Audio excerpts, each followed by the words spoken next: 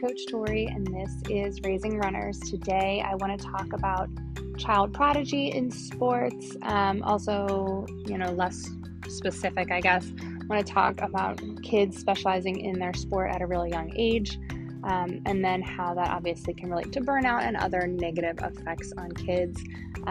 This I feel like is important and topical because there's so often you're going to see a kid that as soon as they pick up a baseball bat or as soon as they pick up a basketball or golf clubs, whatever it is, they're amazing at it. They just have this natural talent. They have these skills, and us as parents and coaches, we really want to help them build on those skills and learn more and be as amazing as they possibly can.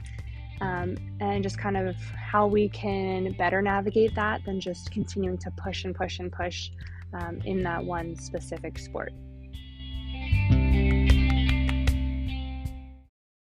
To start off talking about child prodigies in running and sports, I guess in general, I guess we should define what a child prodigy is. So it's defined in psychological research literature as a person under the age of 10 who produces meaningful output in some domain to the level of an adult expert.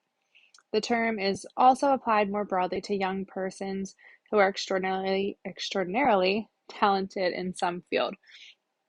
So we're talking about sports and running. So obviously it's going to be kids who are standouts in their sport.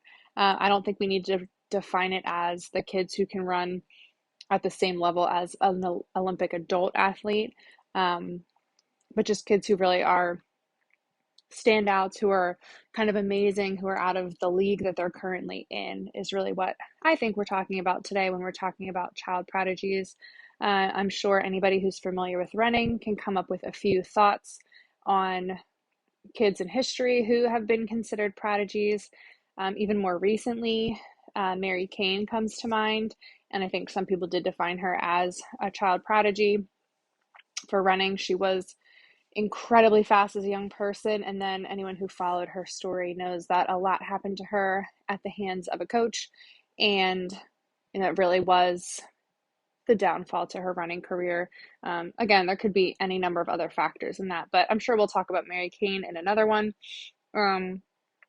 Other child prodigies that come to mind when talking about running is Budhia Singh. If I'm getting that name wrong, I'm really sorry. He was the 4-year-old that was already running, I think it was 65-kilometer races.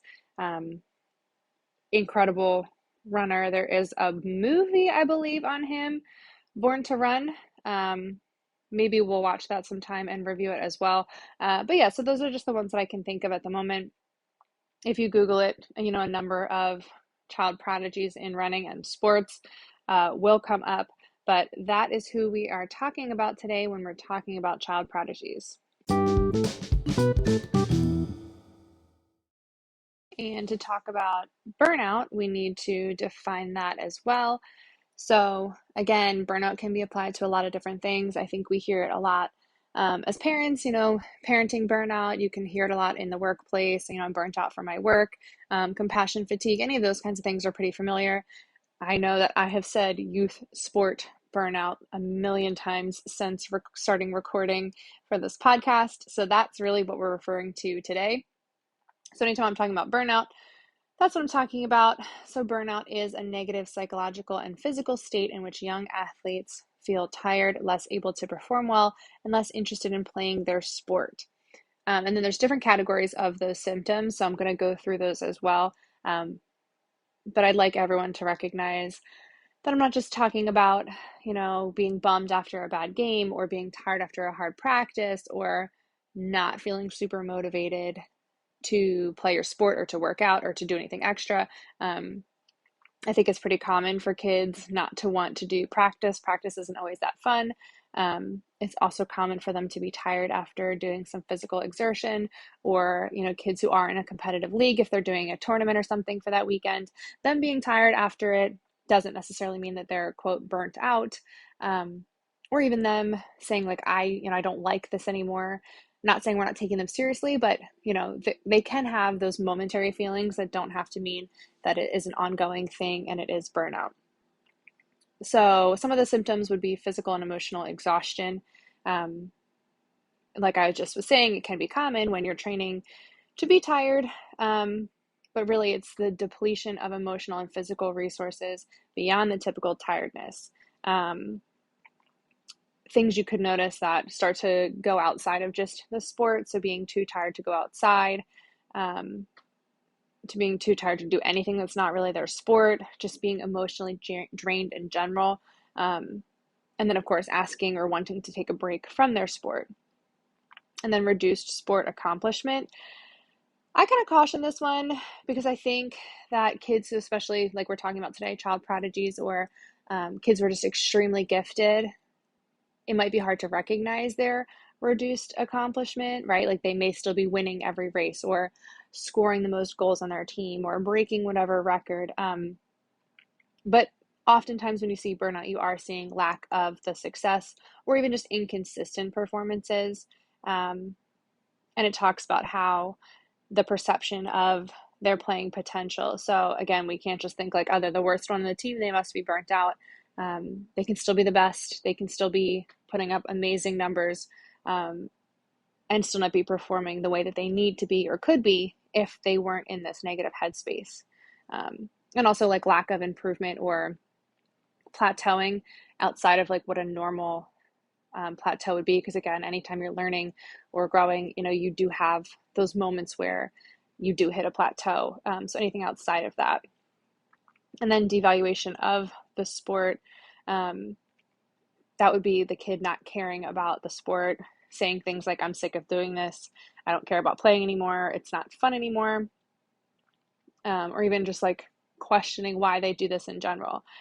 So those are really things when you're talking about youth sport burnout, that's what's defining it. And actually looking at the research, and this always surprised me because I think when I first started reading about youth sport burnout, I was seeing bigger numbers and was like, how prevalent it is. It's everywhere. How are we not doing anything about this? And not to get me wrong, I still think it's important. And it's definitely something that we as coaches can do to help just the overall mental health of the youth growing up currently. But research really has identified a small percentage of adolescent athletes who've experienced severe burnout, and make sure you're paying attention to severe burnout. And that's really like 1% to 2% is what they're having here from their research. I believe it was surveys. Majority of youth, yes, it is surveys. So the majority of the youth athletes that were surveyed do admit to experiencing some low to moderate levels of burnout. So now we're talking majority, right? So these numbers are more alarming. Low to moderate could be any spectrum of burnout. I personally don't think we need to get to a severe level to feel like we need to step in and do something about it. And other things that were reported in these surveys were the level of burnout is increasing in ages 7 to 17. So then looking at those factors, and again, we'll probably delve deeper into this in another podcast because I just constantly am talking about youth sport burnout. But some of these things, and this is going to lead into the specialization in sports, but those overload factors, and that is really, the overstressed, the over demand, really trying to get too much overtraining, any of those over things that we're doing too much for, or we're asking too much of our athletes. The social climate, again, what is it like for the kids on the team? Is it a positive experience? Is the coach a positive influence on them? Do they enjoy the people that they're around? So those things can be other factors. Also just their parents. Again, any negative coaching or negative parenting behaviors associated with a sport can really change the child's perception of that as well.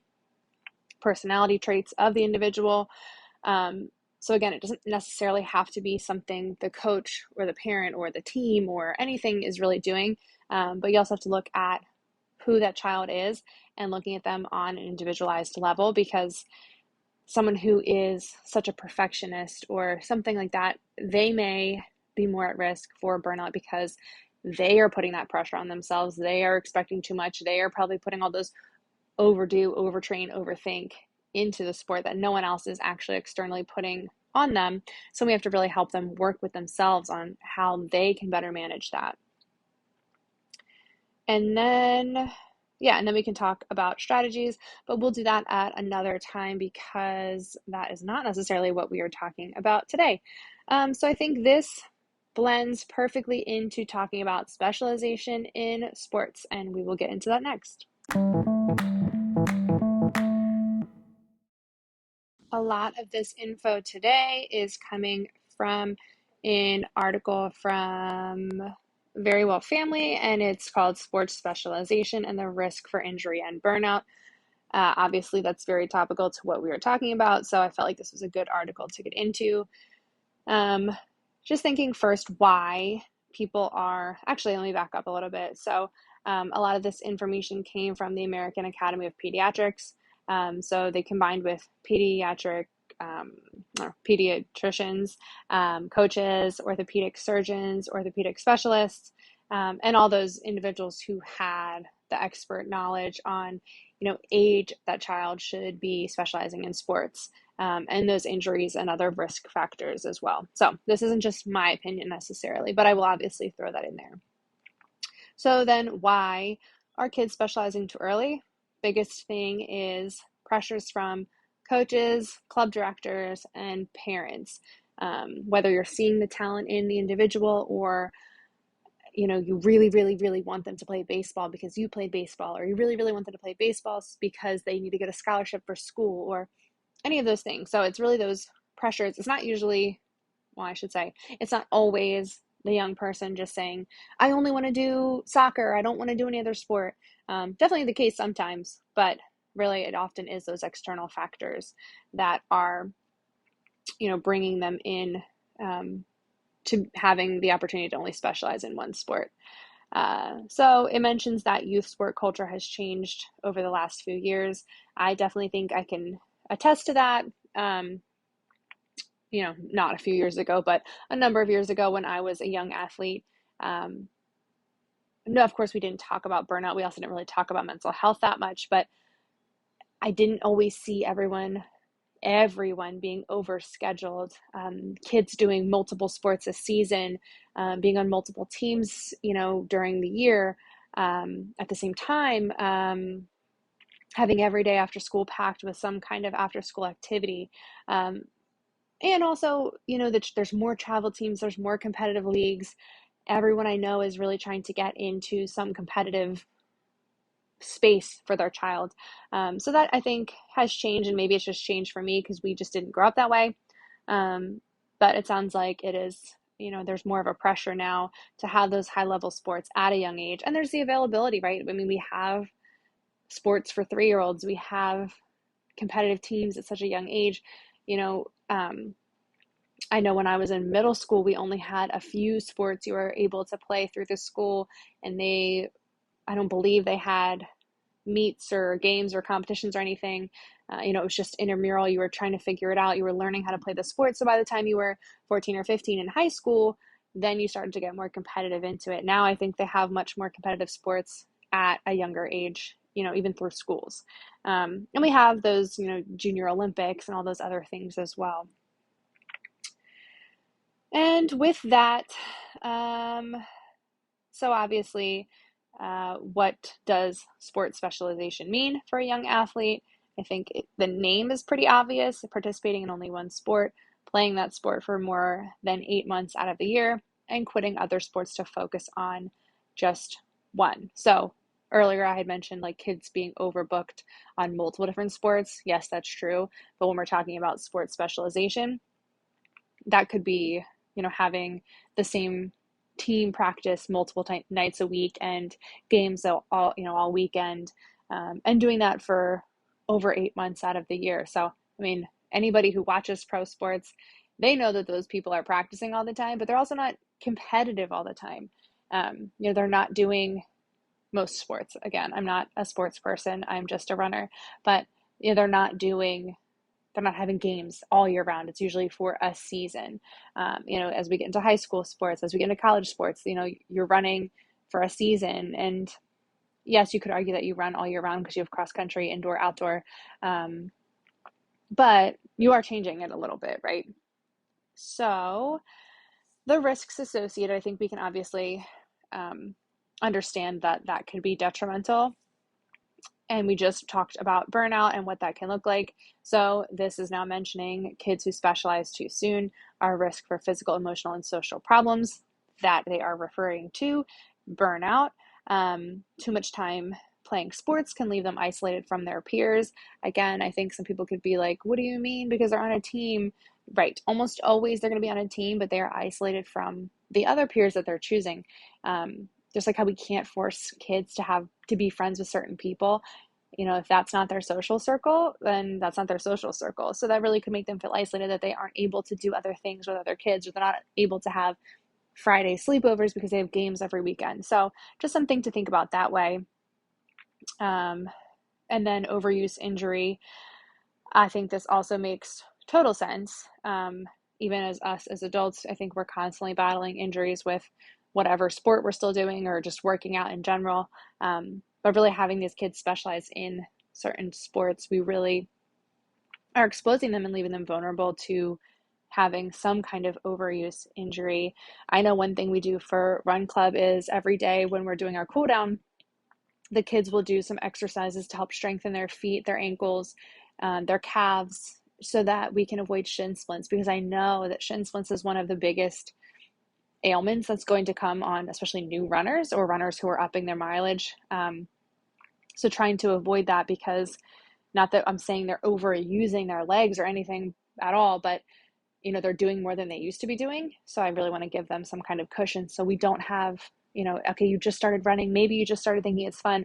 Now you have shin splints and you hate it. So, there are ways to combat that, but I mean, to no extent am I saying the kids are overworked. And if they were, I don't think I'd be able to combat their shin splints or their stress fractures or any other kind of ailment that they have.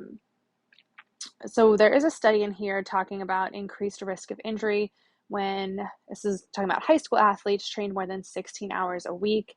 It also talked about kids who specialize in sports are more likely to experience injury than those who don't. And then, of course, it talks about leading to burnout. So what can parents or coaches do? Obviously not sign your kid up for only one sport forever, right? That's pretty obvious.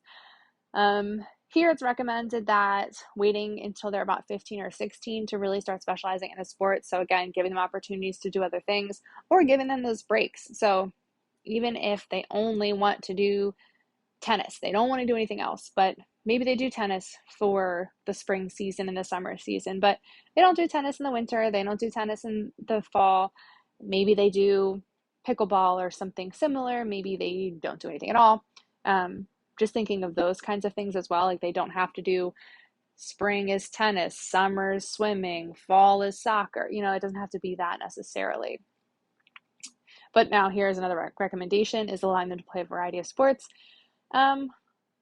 Obviously that's great if you can make it work. I know that's a lot to juggle. Do what you can with that, or just like I said, giving them breaks instead, or exposing them to all different sports when they're really young, when, there are different kinds of programs that have, like we know, it's like United Sports Training Center has different programs where you can, their little kids will sign up and they can do a couple weeks of football, a couple weeks of soccer, a couple weeks of basketball. So it's one thing that you have to keep sending your kid to, but they are trying a bunch of different things. So looking for those kinds of things can be helpful as well. And then delaying specialization, like I had said earlier, waiting until they're 15 or 16 before they specialize in a sport. Encouraging time off, kind of already mentioned that. Scheduling downtime, also kind of mentioned that too. That kind of goes with encouraging time off.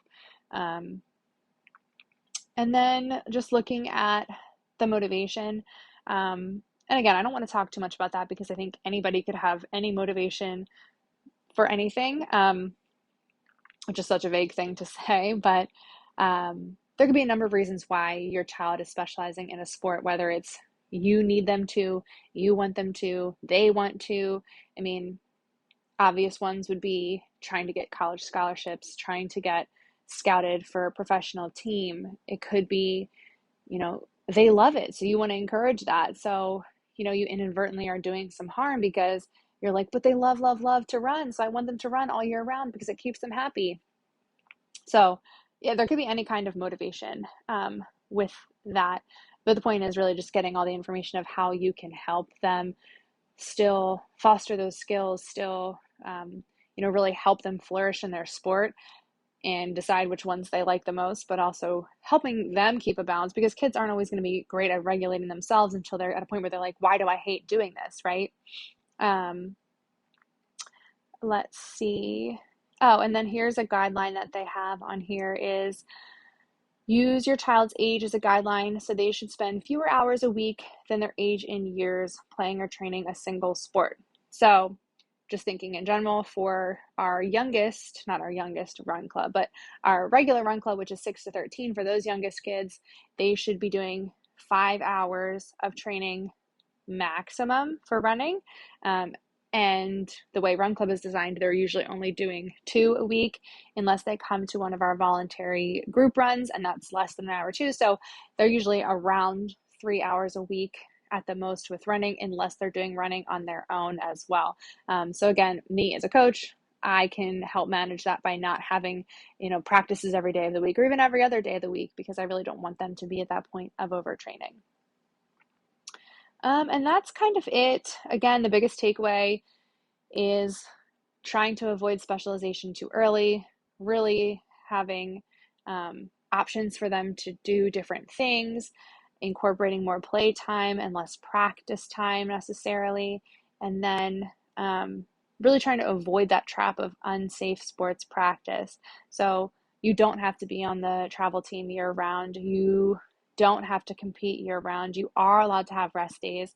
And again, that can be so hard. And I'm not just talking to parents, obviously, now I'm talking to coaches and club directors and different people who have the power to make that happen. So, right, you want your kid to be on a travel team, but the commitment is 8 months out of the year. So how do you manage that, right? So we, as people who are structuring youth sports, we also need to be mindful of that and make it something that is safe for the kids, and it doesn't force the parents to put them in a situation that they shouldn't be in. So really, that's all I have on specialization. Found an interesting article from the Institute for the Study of Youth Sports. So that feels pretty relevant, and it talks about the myth of youth talent development. So pretty much everything we've kind of discussed in this episode already. And the first myth, it says that athletic talent can be accurately predicted in youth. And it says it's very difficult actually to predict success for elite athletes from their performance as a child and youth. And I think even though there's these examples like Kobe Bryant, who said he was going to play basketball at the age of 3, or Tiger Woods, who started golfing at the age of 2, or I think Shaun White had a sponsorship by the age of 7. I mean, those people obviously are not the examples I'm talking about, because the examples I'd be talking about, nobody would know. There's kids who put up amazing times as children runners, or, are standouts on their youth soccer league, and then they never come to be anything. So it doesn't necessarily predict athletic performance later. And then the other myth is more is always better. And we kind of talked about that too. And it kind of mentions here that it takes 10 years or 10,000 hours of practice to develop expertise in any field, including sport. That doesn't necessarily mean that we need it to be right away, right? They don't need 10,000 hours as soon as they're born, as soon as they can walk, as soon as they can hold, a bat or a golf club, right? It needs to be developed over time and at an appropriate developmental stage for their brains. Myth 3, early single sports specialization is essential. Again, we talked about this, but this article actually says that waiting until they're 14 to 15, so it's just a little different from the one I just talked about, which was 15 to 16, but again, still around the same time.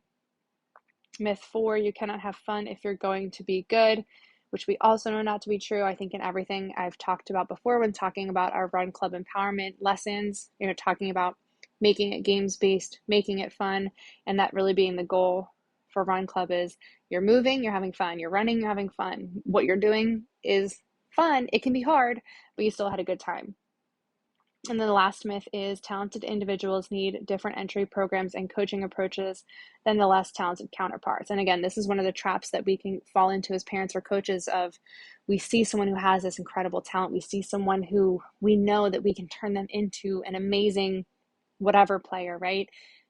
So they need to have something different. They need private coaching. They need more practice. They need more this. And This is saying that that's not necessarily true, right? Like they can be on their regular soccer team, they can be on their regular running club, they can just play tag in gym class.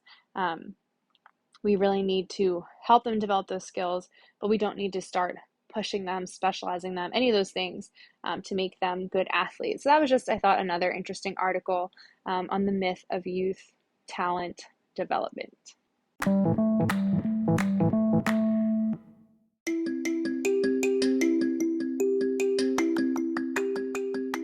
So that was our discussion on child prodigies, youth sport burnout, specialization in sports, and the myths with talent development. Again, it was just a little touch on all those things. There's more to talk about for sure. I'm sure at some point later we'll talk about specific child prodigies in running. We'll talk more about how to combat youth sport burnout. We'll talk more about, even sports specialization. So there's more to talk about all these things, always. But I'm glad you tuned in. Hopefully you found some of that helpful. If you have any questions or comments or concerns or ideas, please reach out to us at marikeyrunclub@gmail.com.